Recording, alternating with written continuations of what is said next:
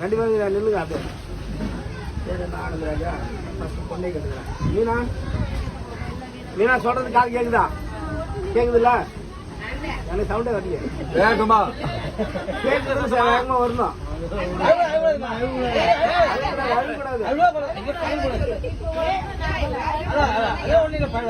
ஒண்ணு இல்ல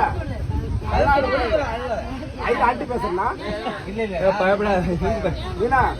ஆனந்தராஜ திருமணம் செய்ய மனப்பூர்வ சம்மதமா? ஆனந்தராஜ திருமணம் செய்ய மனப்பூர்வ சம்மதமா?